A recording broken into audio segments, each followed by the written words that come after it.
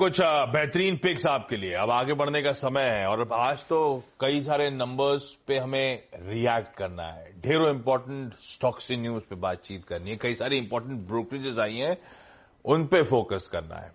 तो शुरुआत कर देते हैं हजदा के साथ स्टूडियो में मौजूद। और कल बाजार बंद होने के बाद कल निफ्टी के एक ही कंपनी के नंबर आने थे, वैसे आज भी ऐसी ही तस्वीर है। जो नंबर आना था वो है आईटीसी का।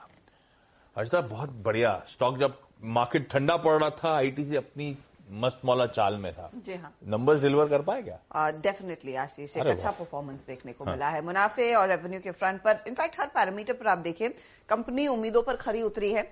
मुनाफा आया है करीब 4,191 करोड़, 12% तक का इजाफा देखने को मिला है। 4,150 करोड़ का अनुमान था, उससे कहीं बेहतर 17% तक की बढ़त। रेवेन्यू में 15,531, यहां पर 15,100 के आसपास का अनुमान था, तो यह भी एक बीट है। एबिटा लेवल पर भी आप देखिएगा 5,224 करोड़ का आंकड़ा ठीक अनुमान को मीट करता हुआ। मार्जिन्स कंपनी के स्टेबल रहे हैं, डिक्लाइन नहीं हुए हैं, वो एक पॉजिटिव है। 33.7% के आसपास अनचेंज मार्जिन है। अनुमान था थोड़ा सा इंप्रूव होगा मार्जिन, लेकिन मेंटेन किया, वही काफी है। अब ब्रेकअप ज्यादा इंपॉर्टेंट है। सबसे पहले इनके सिगरेट बिजनेस पर आते हैं। सिगरेट में जो रेवेन्यू ग्रोथ है वो तकरीबन 10% की है। 9 to 10, 11% का अनुमान था। वॉल्यूम ग्रोथ ठीक 9% पर आई है। 8 to 10% तक का अनुमान वहां पर था। कंपनी ने कहा है कि H2 में, यानी कि दूसरी छमाही में FY22 की दरअसल वॉल्यूम्स में अच्छा खासा पिकअप देखने को मिला। एफएमसीजी बिजनेस में 12% का इजाफा। रेवेन्यू में FY20 के Q4 के मुकाबले 30% ज्यादा बढ़ा है, तो प्री कोविड नंबर्स के बियॉन्ड नंबर्स देखने को मिल रहे हैं। अच्छा परफॉर्मेंस, मार्जिन 9% पर कायम है। यहां पर भी डिस्क्रिशनरी स्पेंड अच्छा खासा है। स्टेपल कन्वीनियंस फूड का जो स्पेंड है वो स्टेबल रहा है। होटल सेक्टर का रेवेन्यू 35% बढ़कर 390 करोड़ पर आया। एवरेज रूम रेट्स में सीक्वेंशियल इंप्रूवमेंट देखने को मिला है, वो अच्छा संकेत है। एग्री बिजनेस में 29% तक की ग्रोथ है। यहां पर ग्रोथ आई है क्योंकि गेहूं चावल के बिजनेस में इजाफा और इनके लीफ टबैको एक्सपोर्ट्स में इजाफा देखने को मिला है। वॉल्यूम दरअसल लीफ टबैको बिजनेस में ही सबसे ज्यादा देखने को मिली है। और पेपर बिजनेस भी अच्छा खासा परफॉर्म कर रहा है। करीब 32% तक की रेवेन्यू ग्रोथ देखने को मिली है। हायर वॉल्यूम और रियलाइजेशन दोनों का फायदा कंपनी के हाथ लगा है। और कंपनी बेसिकली कह रही है पेपर बिजनेस के अक्रॉस सेगमेंट्स में डिमांड जो है वो अच्छी खासी रिवाइव होती हुई दिखाई दे रही है। इधर मार्जिन एक्सपेंशन भी अच्छा खासा हुआ है।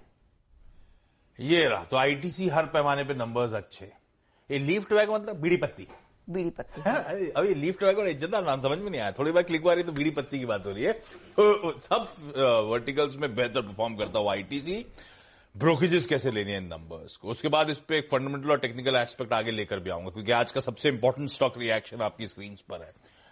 कहते हैं ब्रोकरेजेस को पसंद आ रहे हैं नंबर्स क्या? तो Ashish, volume growth wise numbers inline expectations के हिसाब से हैं, लेकिन जो एफएमसीजी और सिगरेट बिजनेस है उसकी प्रॉफिटेबिलिटी अच्छी आई है। होटल्स की थोड़ी एक्सपेक्टेशन से कमजोर आई है, लेकिन अक्रॉस द बोर्ड आपने अपग्रेड्स देखे हैं टारगेट प्राइसेस में।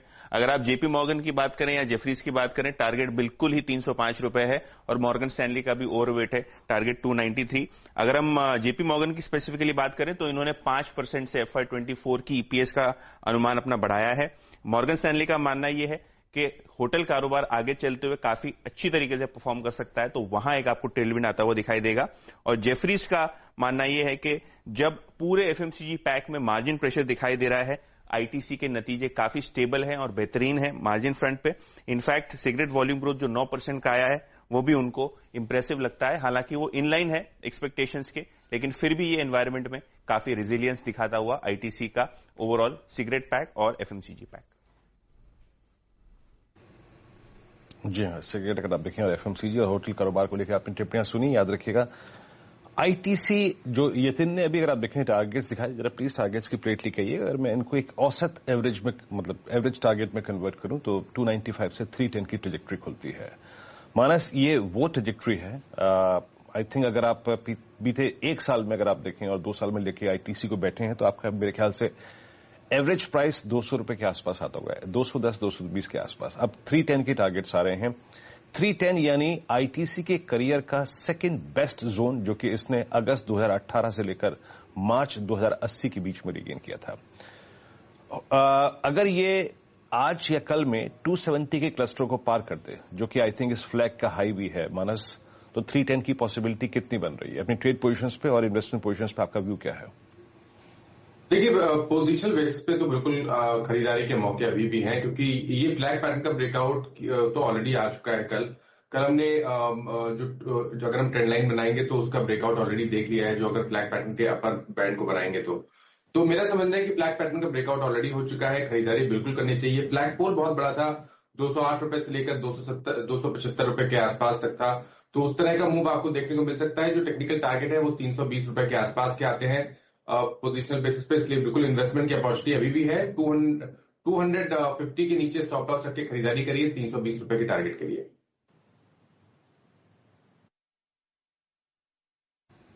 ओके, आईटीसी, शरद जी बहुत संक्षेप में आपका व्यू आईटीसी पर 266 के प्राइस में। इस वक्त अगर आप देखें पूरे एफएमसीजी बास्केट में कहीं भी रत्ती भर प्राइस स्टेबिलिटी नहीं है, स्ट्रक्चरल डैमेजेस हैं।